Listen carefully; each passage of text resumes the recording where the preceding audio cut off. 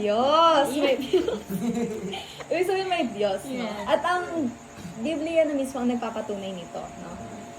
Kasi, sabi nga dito sa Psalms chapter 53 verse 1, pero bago muna yon mga kapatid, sagutin din natin yung pangalawang katanungan. Sa tingin mo, posible bang walang Diyos at lahat ng bagay ay aksidente lamang nang nangyari at talikha?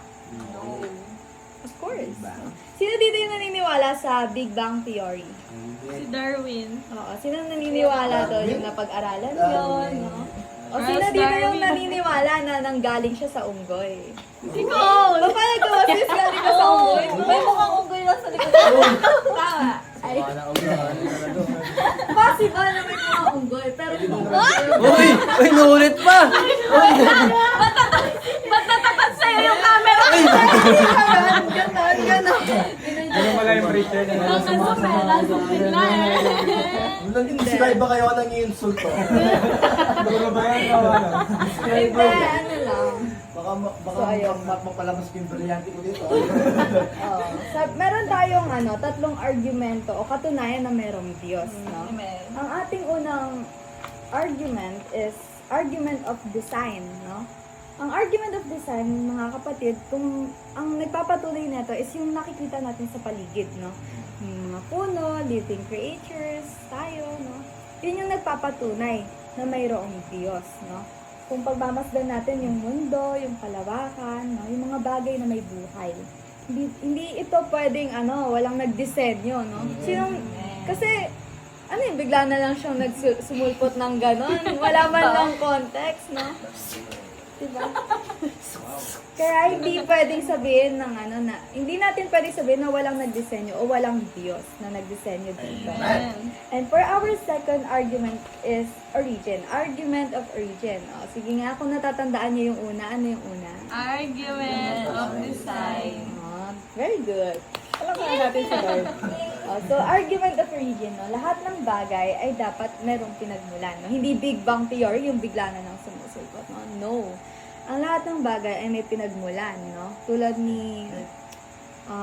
natin mga kapatid, tayo ay nanggaling sa alikabok na inanalo. Alabok yata yun. Ay, Alakabok? Wait lang. Alabok. Ash Oo, na pero lang. parehas lang yun. Kasi babalik din tayo. Lahat ng mga bagay, may mga pinagmulan yan. And ang pinagmulan nun is si Lord. Kay Lord lang lahat. And for our third is argument of moral laws. Kung walang Diyos at aksidente lamang ang lahat, saan nanggaling ang pag-ibig, ang kabutihan, Wow. ang galit, ang emosyon, no? Moral laws. So, bago ang lahat pala sorry Ate Liz. May mga tao rin kasi na naniniwalang walang Diyos. No? May mga tao na naniniwala na yung tulad sinabi ni Brother Mac, no? Ang tawag sa kanila ay atheist, no? Atheist. Atheist. Atheist. Atheist. Atheist. Atheist. Yeah. Sorry. So, yung atheist, mga kapatid, is a person na hindi naniniwala na mayroong Diyos, no? Yung salitang yung letter A doon, mga kapatid, ang meaning nun is without. And yung theos naman means God. Ibig sabihin, pag pinag-combine mo sila, atheist without God. So, parang yun yung tawag sa mga tao na hindi naniniwala sa Diyos. No? And kung sasabihin, merong nagpapatunay mga kapatid sa Biblia na ang lahat ng mga hindi naniniwala sa Diyos, no? Sabi dito sa Psalms chapter 53 verse 1, walang Diyos. Sinasabi ng pusong hangal, sila'y masasama at gumagawa ng kasamaang karumal-dumal, wala isa mang gumagawa ng mabuti.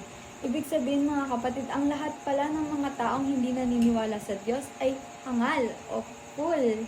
Mangmang, no? Mangmang daw yung mga taong hindi naniniwala sa Diyos. Sapagkat mapapatunayan natin sa libro pa lamang ng Biblia, no? Nakasulat dito sa Genesis chapter 1 verse 1, no? Sabi dito nagsimula Nang pasimula, nilikha ng Diyos ang langit at ang lupa. No? Pwede rin natin sa John chapter 1, verse 1. At the beginning, the Word was with In In the beginning was the Word, and the Word was God, Was and, with God. and the Word was with God, and the Word was God. No? So, doon pa lang mga kapatid, pinapatunayan na ng Diyos na pinapatunayan na ng Biblia na mayroong Diyos, no? Kasi kung walang Diyos, saan nanggaling yung mga nakasulat sa Biblia, no? Saan nanggaling yung idea ng mga author nito, yung mga nagsulat nito, no? Hindi pwedeng coincidence lang, no? Hindi pwede yun, mga kapatid, dahil ang Diyos ang nagbibigay ng idea or ng Holy Ghost sa kanila, karunungan, mga kapatid, Amen. upang magtugma-tugma ito, Wow. no? So, napag-aralan naman natin kung sino ang Diyos, no? Kilala naman natin kung sino si Jesus. Amen. Sino si Lord? Jesus Christ, no? Ang kanyang pangalan ay si Jesus Christ. Based sa ating napag-aralan kaninang Sunday School, no? Ang sabi dito sa Philippians chapter 2, verse 10 to 11, upang sa pangalan ni Jesus ay lumuhod ang bawat tuhod sa langit at sa lupa at sa ilalim ng lupa. Ang lahat daw ng mga tao ay luluhod, no? Sa ating Panginoong Jesus. Kahit tulad nga ng sinabi ni Sister Casilla, kahit pinakamataas pa yan, pinakamayaman pa yan sa mundo, lahat yan luluhod sa pangalan ng ating Panginoong Jesus, no? So, si Lord Jesus, iniimbitahan niya tayo na makilala natin siya. Amen. Tulad nga dito tulad ng sabi sa Revelation chapter 3 verse 20, makinig ka, ako'y nakatayo sa may pintuan at kumakatok. Kumakatok siya sa atin, mga kapatid. Tok, yung pastor. Kung diringgin ng sino man ang aking tinig at buksan ng pinto, ako'y papasok sa kanya. At kakain, kasalo siya, at siya'y kasalo ko. No? So, kung sino man daw ang magbubukas kay Lord, no? Hindi lang yan yung literal na pinto, mga kapatid. Pwedeng yung ating puso, yung ating buhay. Kapag pinagbuksan natin si Lord. Kasi si Lord, lagi yung kumakatok sa atin. Lagi siyang nariyan sa atin. No? Tayo lang talaga yung lumalayo. Tayo lang yung nagsasara, naglalak. Pero si Lord, hindi niya tayo iniwan. God is always there para hinihintay niya tayo na pagbuksan siya. No? So, in conclusion, mga kapatid, merong Diyos na lumikha sa atin. Merong Diyos na nagdisenyo sa atin. Merong Diyos na gumawa ng langit at lupa. Merong Diyos kung saan nagmula ang lahat. No? So, are you guys convinced na merong Diyos? Amen. Palakpakan po natin. Wow! Next. Laylay. Laylay. Laylay. Ano ba ito? Hindi, pwede magdagdag na lang. Hindi. Oh my God! Karagdagan. Sige, sige. Karagdagan. Totoo yun totoo yun sinabi na lahat ng hindi nakakilala sa Panginoon tinatawag na hangad. Totoo yun. Sabi nga sa John 1 verse 12, hindi ko sinasabi. But to all who did receive Him and believe in His name, they have the right to become children of God. So kung iintindihin natin yun, kung sino yung sumunod sa pangalan niya o naniniwala, it means hindi lang siya basta maniniwala. Kailangan, kung naniniwala ka sa Panginoon, kailangan yung will niya, ayun yung sinusunod mo. Doon ka matatawag or doon ka bibigyan ng authority na maging children of God. Hindi lang yung basta maniniwala. Sabi nga, Wait, action. Kasi madami naniniwala lang. Oo, believe lang. Kailangan. Just believe. sabi ko sila na. So, bago mag-start, I just want to ask sa inyo, how's your prayer life? Kamusta yung prayer life nyo? Nag-pray ba kayo kaninang umaga? Amen. Amen. Siyempre, Sunday. Pero, ano kaya? Monday to Saturday? Uy! Nag-pray ba kayo? So, So, ang gusto ng ating Panginoon, mga kapatid, makausap natin siya everyday. Hindi natin siya pwedeng gawing emergency call. Kaya nga, yes, although si Lord yung nagpapagrow sa atin spiritually, Pero it doesn't mean na wala tayong gawin work or hindi pwedeng wala tayong gawin. Kasi example na lang sa puno. Pag nagtanim ka, responsibility mo na yun eh. Kailangan mo siyang diligan, kailangan mo, although mag-grow siya, pero hindi siya lalago ng malago talaga. Kasi kung gusto mong lumago yung isang puno, or halaman, kailangan mo siyang diligan eh, paarawan. So ganun din kay Lord. Kung gusto natin mag-grow spiritually, kailangan ng work, which is our prayer. Sabi nga, Matthew 6 verse 8, alam ng inyong Ama ang mga bagay na inyong kinakailangan bago pa kayo humingi sa Kanya. So alam ni Lord yung mga kailangan, alam ni Lord yung mga kailangan natin sa Kanya. Alam ni Lord kung ginagawa natin siyang emergency call o hindi. Kaya we need to be wise, mga kapatid. Tapos, hindi dapat naalis ang panalangin sa Diyos. Kasi yung panalangin na to, ito yung nagbibigay sa atin ng lakas eh. Just imagine si Jesus, di ba si Jesus, isipin nyo, Diyos siya pero nananalangin siya. Kasi nangihina siya. Kasi nakaramdam din siya ng flesh. So tayo din. Lalo na, tayo, lang tayo eh. Parang normal na tao lang tayo eh. Paano pa kaya si Jesus? Si Jesus, Diyos talaga pero nanalangin. Actually, madami din mga nanalangin sila Apostol Paul. Mga apostles. Kasi nakaramdam din sila ng panghihina. So yung gusto ni Lord, mahina o malakas tayo, kausap natin siya. Amen. So mabilis lang to. Magla-lunch na. Hindi kasi, biglaan eh. Ito, John 14 verse 14. Manalangin, ito muna ay yung key points. Manalangin lamang tayo sa Panginoon sa Kristo. John 14 verse 14. Kung kayo'y humingi ng anuman sa pangalan ko, which is Jesus Christ, ay gagawin ko. So yun, always remember that sometimes our prayer is delayed, but it's not denied. Kasi God, si Lord, may purpose sa atin si Jesus. Hindi, akala natin minsan pag hindi na in-answer yung prayer natin, wala na eh. Akala natin minsan pag hindi in-answer, wala na talaga na sinusukuhan mo eh. Pero always remember na hindi po nade-denied yung mga prayer natin. Nade-delay lang. Kasi si Lord alam niyo yung timing or yung may perfect timing talaga eh. Always. Kasi pag kumilos si Lord, tuloy-tuloy eh. Walang makakapigil nun. So yun eh. So good, so good. Buti hindi mo binasa yung mga points, no? Parang based lang sa ano. Pero sa verse kasi kailangan. Technical ako? Yan naman, next, maghatid ng word of God. Sister Mars. Yan, Praise the Lord! yan, baka makatulog kami. So, umpisa natin to sa isang question. Nagtatanong. Yung tanong po natin is, nagpatawad na ba? Wait lang, talagang sa yan. Wait lang! Reverse yan. Nagpatawad na ba? Ay, oo, kanina. Ay, yung sarili natin pinatawad. Ayun lang.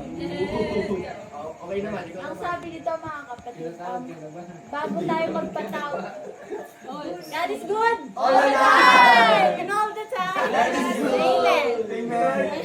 So, sabi dito mga kapatid, bago tayo magpatawad ng ibang tao, dapat una nating patawarin yung sarili natin. Amen. Amen. Papatawarin lang tayo ng Diyos kung marunong tayo magpatawad. Amen. Kahit gaano pa tayo sinaktan ng isang tao, mga kapatid, kung paano niya tayo binatrade, mga kapatid, kung sinaktan, mga kapatid, kailangan pa rin natin siyang patawarin. Hindi naman dahil deserve niya to mga kapatid, dahil isa tong example ni Christ. Hallelujah. Yes. Amen. Sabi din po sa Matthew chapter 6, verse 14 to 15, kung pinapatawad ninyo ang mga taong nagkasala sa inyo, tatawarin din kayo ng inyong Ama na nasa langit. Ngunit kung hindi ninyo sila pinapatawad, hindi rin kayo papatawarin ng inyong Ama. Amen. Kung gusto po natin ng kapatawaran mula sa Panginoon, kailangan muna po natin magpatawad sa ibang tao. And kailangan din po natin patawarin yung ating sarili. Amen. Amen. magpatawad sa iba. Amen. Ito ay nagbibigay ng kalayaan sa iyo. Ilang beses ka mang masaktan ng iba, kailangan mo silang patawarin muli. Amen. Hindi siya ganun kadali na magpatawad, mga kapatid, pero kailangan natin ito kasi ito yung nagiging example natin sa ating Panginoon. Amen. Amen.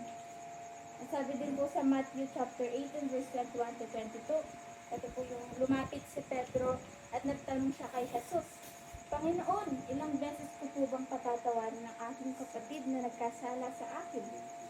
7 beses po ba? Tinanong niya, mga kapatid. Sinagot siya ni Jesus, hindi 7 beses, kundi 70 ulit na 7 ulit na 7. Ano yan? 20 times 7. Ulitin mo.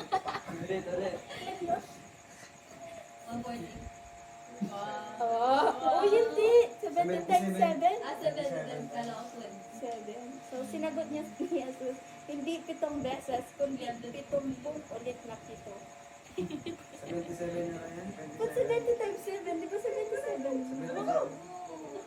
Ba't ganun? Sige na. Ayun.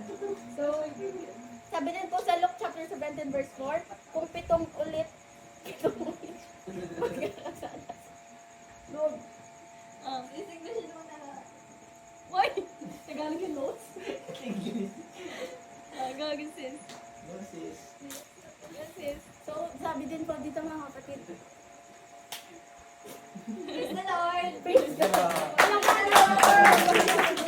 So, mga kapatid, sabi po dito, mga kapatid, bago po tayo manalangin o tumawag sa Panginoon, kailangan muna natin humingi ng tawad. Tawad. Amen. Sabi nga po sa Mark 11:25, kapag kayo'y tumayo upang manalangin, patawarin muna ninyo ang nagkasala sa inyo. Amen. Ang sabi po dito sa napag-aralan ko, mga kapatid, forgiveness is not based on the person. Forgiveness is not based on whether the other person deserved it. It is based on the example of Christ. Amen. Who look at us in our worst condition and choose to forgive. Amen. Forgiveness is one of the most healing words a human being can pronounce. Amen. Kasi mga kapatid, ang sarap kayang mapakinggan yun sa ibang tao na pinatawad na kita. Amen. Paano pa kapag narinig natin sa Diyos? Paano na ipapatawarin sila nagkasala sa amin? Hindi, kailangan pa rin yung mga... Hindi naman ako may kasalanan. Sabi nga mga kapatid, maging example tayo ni Christ. Ayun yung pinakamagandang gawin natin. Yun, bilang isang Christian, hindi lang sasabihin na pinatawad mo, kundi make action din, mga kapatid. Hindi pinatawad mo siya pero kinukutsa mo pa rin siya, mga kapatid. Hindi. Yung pagpapatawad is nilalove mo pa rin siya kahit malayo na, mga kapatid. Kahit malayo. Pinagpipray mo pa rin, mga kapatid. Amen. Love your enemy. Yes! Amen. Kahit malayo. Ayun lang po, mga kapatid. Yung sabi ka kami, pinatawad ko na siya. Oh! Sino ngayon? Yung malatagi na ano yun? Amen. At sa huli nating pag-aaralan, mga kapatid, ang ating topic ngayon ay bagong buhay. O, new life. Bago ang lahat, unahin ko ay magsisimula tayo sa panunumula, mga kapatid. Kung pwede bang makipagpalit ng buhay, kaninong buhay ang gusto mong maranasan at bakit? Ano ang ugali na gusto mong mapalitan sa iyo? Sa iyong palagay, anong ibig sabihin ng term na born again Christian? Amen? Ang term na born again ay hindi isang relihiyon, mga kapatid. Kundi ito ay karanasan. Karanasan.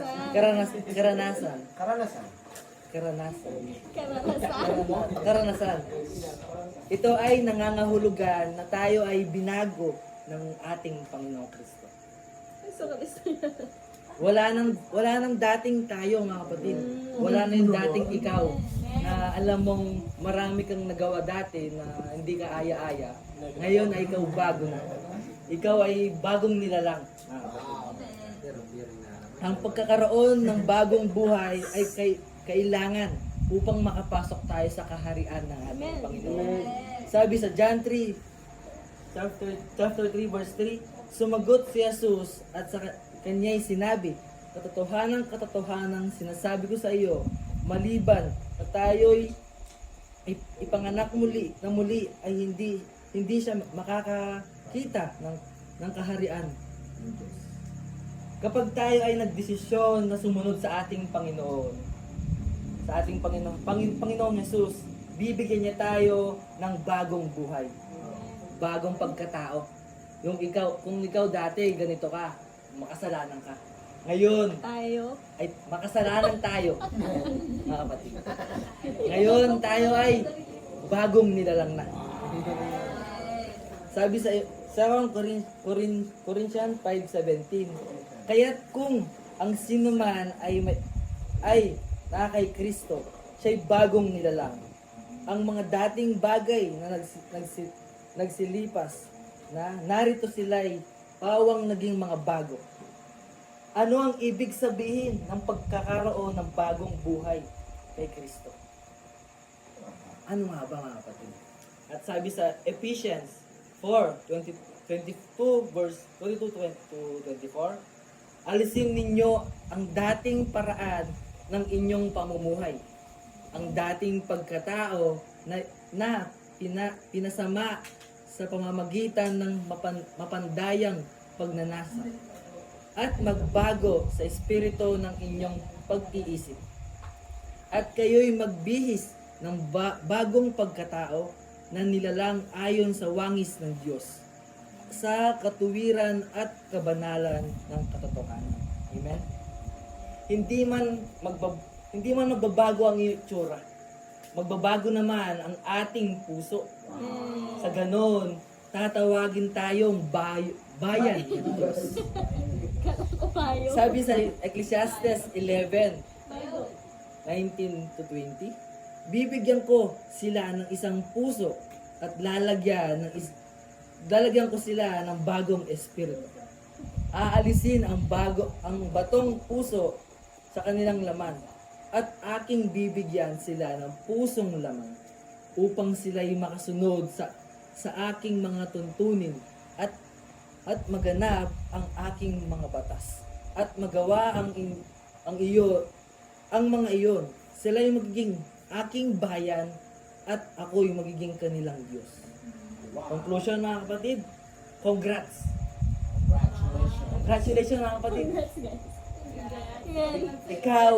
Ikaw na ngayon ay bagong nilalang. Amen. Bagong nilalang kay Kristo. Wow! Dito na magsisimula ang isang panibagong relasyon. Relasyon mo sa ating Panginoon.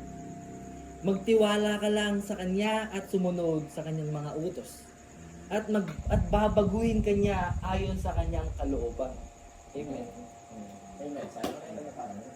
Wow. Amen.